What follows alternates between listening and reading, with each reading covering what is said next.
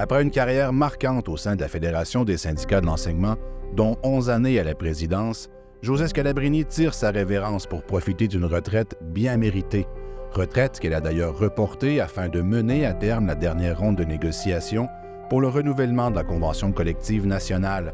Poser un regard sur sa présidence ne peut se faire sans dresser un bilan des actions de la FSE au cours de cette période. Débutons cette rétrospective. Femme de cœur et femme de tête remarquable, Josée laisse derrière elle un héritage professionnel précieux et un visage renouvelé du syndicalisme enseignant. Enseignante d'enseignement moral et religieux, puis d'éthique et de culture religieuse au secondaire, Josée devient rapidement présidente de son syndicat local, le syndicat du personnel de l'enseignement des Hautes-Rivières à Mont-Laurier. Elle s'implique ensuite au sein de l'exécutif national à titre de conseillère et fait le saut à la vice-présidence de la FSE en 2008, puis à sa présidence en juin 2013. N'ayant jamais eu froid aux yeux, Josée a fait face avec détermination aux nombreux défis qui se sont présentés à elle. Elle a su faire avancer la cause enseignante sur de nombreux tableaux importants pour elle, dont renouveler les pratiques syndicales, mettre de l'avant la vie professionnelle et pédagogique et surtout revaloriser la profession.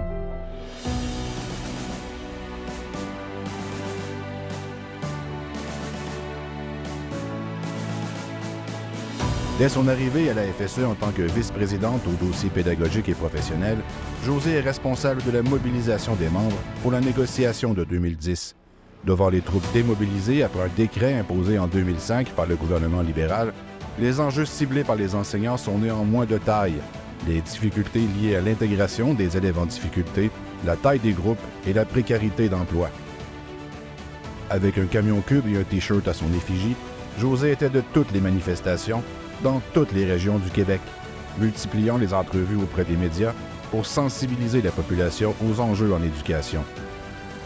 La FSE a conclu cette négociation face à Michel Courchaine en ayant fait des gains sur chacune des priorités établies, notamment en incorporant dans le contrat de travail des baisses de ratio majeures pour le primaire, les secondaires 1 et 2, de même que pour les milieux les plus défavorisés. C'est à titre de présidente que Josée prend les rênes de la négociation 2015. Cette ronde de négociation s'est déroulée dans un contexte d'austérité budgétaire instauré par le gouvernement Couillard. Les compressions se multipliaient en éducation et dans l'ensemble des services publics. Conscients du défi qui se présentait à eux, les enseignants étaient convaincus de pouvoir le relever. Sans surprise, les offres patronales présentaient des reculs importants pour la profession, en proposant l'augmentation de la taille des groupes et de la charge de travail des enseignants. C'était bien suffisant pour mobiliser les profs, réunis sous le slogan « L'école à bout de bras » du réseau scolaire de la CSQ. Afin d'assurer une éducation de qualité à chaque enfant du Québec, le personnel tient l'école à bout de bras. Année après année, coupe après coupe, la pression augmente. Plus d'élèves par enseignant, plus d'enfants en difficulté dans les classes régulières, moins de personnel de soutien et de professionnels. 1 milliard de dollars en moins dans les écoles. Combien de temps pourrons-nous tenir? Joignez vos bras aux nôtres pour soutenir l'éducation.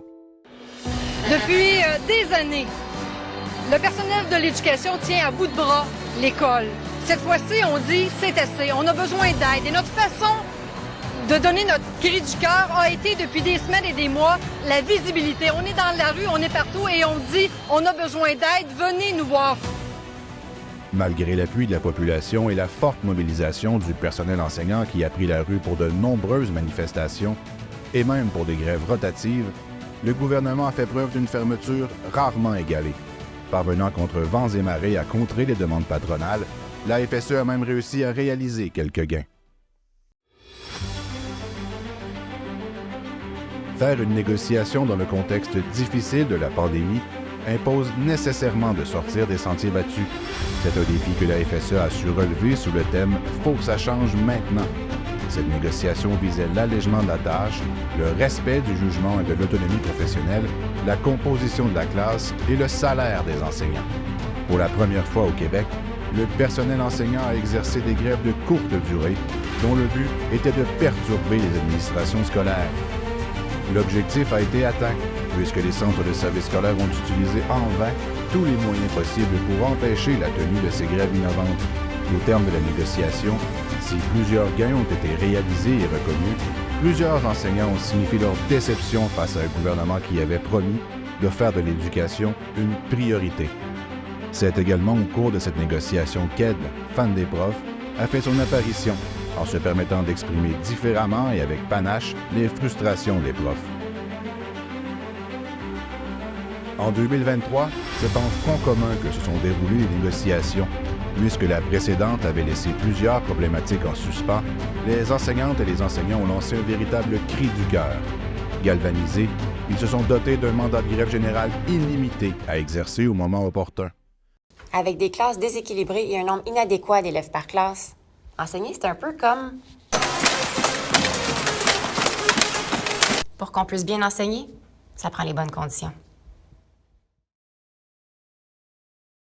Alléger la tâche, améliorer la composition de la classe et bonifier les salaires étaient les grandes priorités portées par la FSE. Bien que des avancées significatives ont été réalisées, notamment sur le plan salarial, la Fédération a bien entendu le message des enseignantes et enseignants qui souhaitent que le travail se poursuive.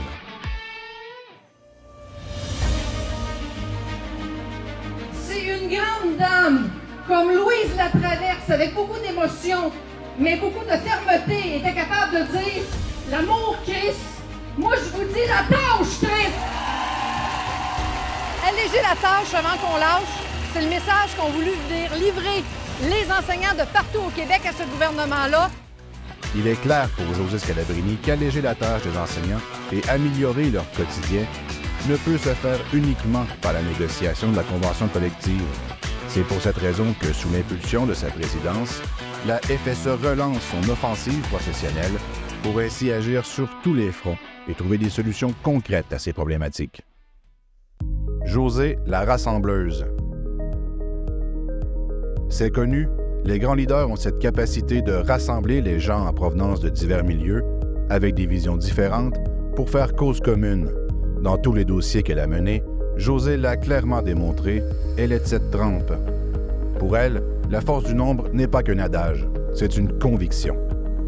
Toujours solidaire des décisions prises par l'ensemble de la Centrale des syndicats du Québec et prête à mettre en œuvre ses orientations, la présidente de la FSE a souvent servi des causes qui appelaient une union des forces. Mieux encore, elle a inspiré des coalitions, des partenariats, des façons de travailler pour en arriver à des résultats concrets. Au fil des ans, elle a su utiliser son leadership pour influencer les décisions afin qu'elles tiennent compte de la réalité du personnel enseignant, notamment au sein des fronts communs syndicaux. Hors de nos frontières, Josée Scalabrini a su faire rayonner les enseignantes et enseignants du Québec par sa participation active à divers événements tels que ceux de la Conférence des associations francophones d'éducation, de la Fédération canadienne des enseignants, de l'Internationale de l'éducation, ainsi que par sa présence au sommet international sur la profession enseignante. Elle aime rappeler qu'il est important que les organisations syndicales se parlent, puisque les dirigeants, eux, le font. Cette volonté de collaboration, Josée la manifeste sans surprise auprès du gouvernement, à qui elle réclame haut et fort de faire partie des discussions afin de porter la voix des profs.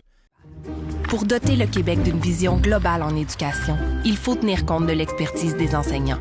Un message de la FSE et de la CSQ. Un syndicalisme enseignant, ce n'est pas qu'un syndicalisme de convention collective et de négociation aux 3 ou aux 5 ans. C'est une vie quotidienne. Le travail colossal effectué durant la pandémie au sein des différents comités du ministère illustre clairement la justesse de ce positionnement et la contribution significative de la FSE au travail de réflexion et de planification du réseau scolaire. Rassembler, c'est aussi savoir écouter celles et ceux qui expriment des opinions différentes. Josée a toujours tendu la main à ceux qui sont ouverts au dialogue et au débat constructif. Pensons à Profs en mouvement et au mouvement Agissons pour les profs du Québec. Des collaborations fructueuses ont aussi été réalisées avec les parents, des chercheurs universitaires, des directions d'établissements et même avec le ministère sur certains dossiers, par exemple celui des aides à la classe qui ont pu se déployer, notamment grâce à la contribution de la FSE.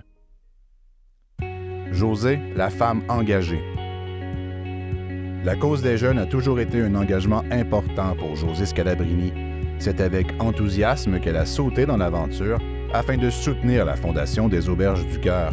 Depuis plusieurs années, elle travaille activement pour lever des fonds et ainsi offrir à des jeunes l'occasion de se reprendre en main et d'être soutenus et accompagnés dans l'atteinte de leurs objectifs. En tant que féministe convaincue et convaincante, Josée a été de toutes les luttes pour la reconnaissance des droits des femmes. Parmi celles-ci se trouve celle pour l'équité salariale, qui a été une constante de tous ses mandats. Si le dossier a cheminé depuis l'adoption de la loi sur l'équité salariale en 1996, c'est en dépit du gouvernement qui ne respecte pas les délais qu'il a lui-même fixés. Bien que le règlement de 2023 octroie l'équivalent salarial du rangement 23, il n'en demeure pas moins que les enseignants ne sont toujours pas reconnus à leur juste valeur. Par ailleurs, la présidente de la FSE a toujours eu à cœur l'accès à des conditions de vie décentes pour les Premières Nations et les Inuits.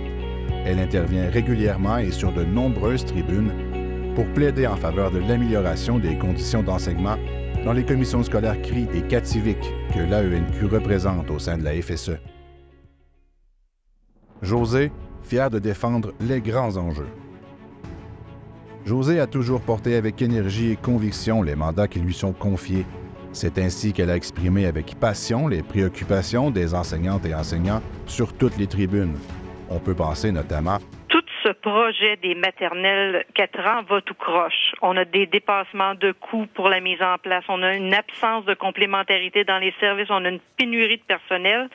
Mais cette fois-ci, là, qu'on vient annoncer parce que le premier ministre s'est mis la tête sur le bio en campagne électorale et qu'on veut s'assurer qu'on va remplir une promesse électorale, moi, ça me dépasse. Avec toutes les urgences qu'il y a en éducation présentement, nos priorités, qu'on accepte de laisser entendre qu'on ira peut-être dans ce sens-là, pour moi, ça dépasse l'entendement. C'est qu'ils ne sont pas formés du tout. Et au-delà de la formation, on sait que même les programmes, le contenu lui-même n'est pas encore prêt. Donc, on peut pas donner les formations.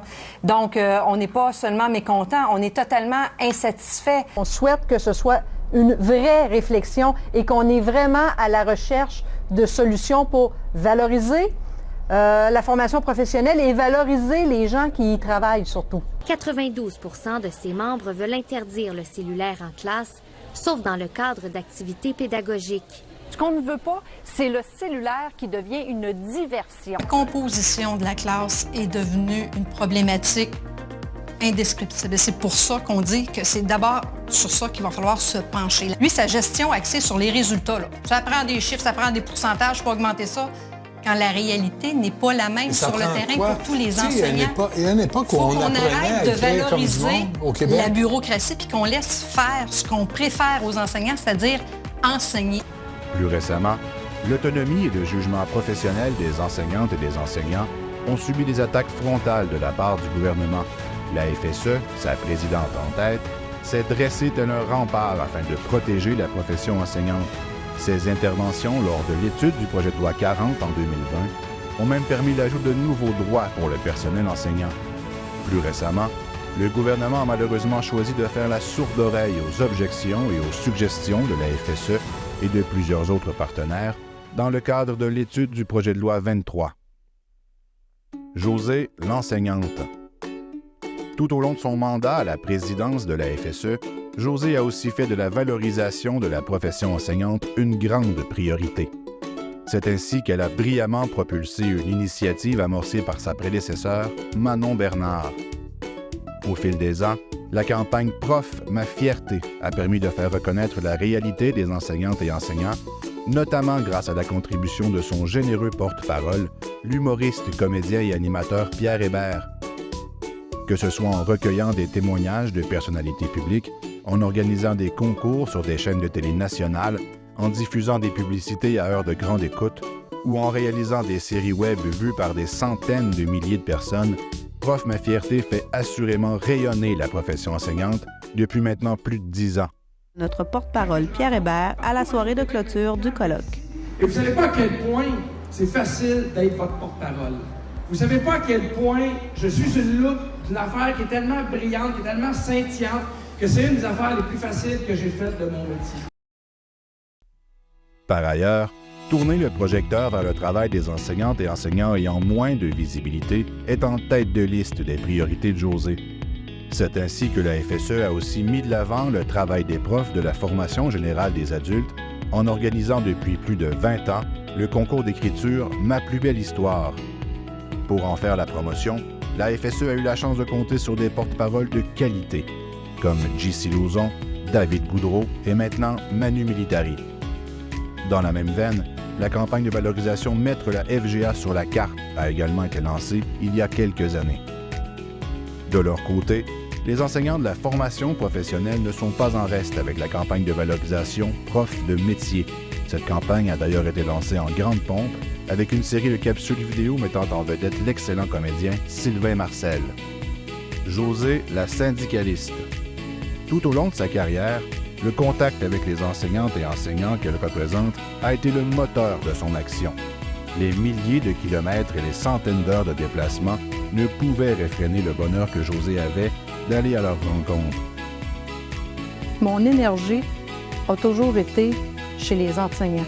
J'ai aimé faire du terrain. J'aimais être en mobilisation avec mes enseignants. J'aimais être à leur rencontre, à leur assemblée générale, à leur assemblée de délégués.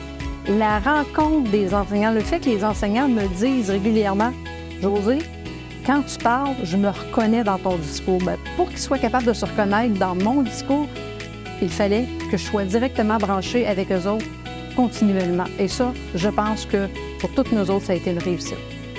Et c'est à leur demande que Josée a insufflé l'élan afin que soient revues plusieurs pratiques internes pour faire en sorte qu'ils se sentent toutes et tous à la maison, autant à la FSE qu'à la CSQ. À la FSE, nous sommes convaincus que notre rôle ne se limite pas à dénoncer et à critiquer. Il faut être capable de faire reconnaître l'expertise de nos membres. Et c'est à ça que nous travaillons et que nous voulons travailler à partir des idées et des solutions qui viennent des membres.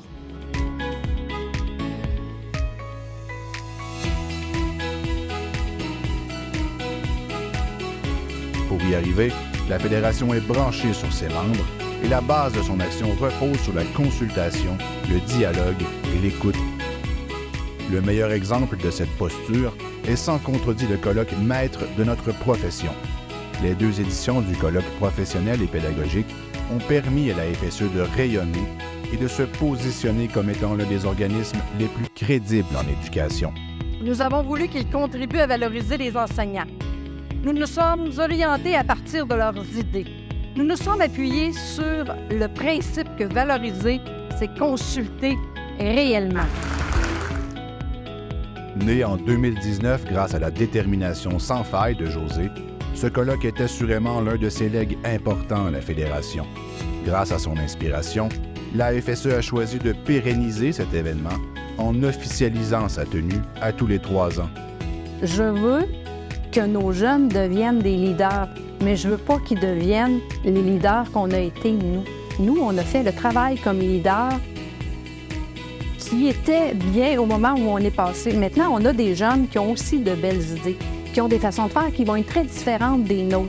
Mais il faudra que ces jeunes-là soient à l'écoute, que ces jeunes-là n'aient pas peur de revendiquer ce qui leur manque à eux, n'aient pas peur de s'impliquer et de faire les choses à leur façon. Mon plus grand souhait, que les enseignants se sentent respectés, que les enseignants sentent qu'on leur fait confiance et que les enseignants aient de l'autonomie pour être capables de travailler à la réussite de tous les élèves, pas être en train de travailler pour un gouvernement.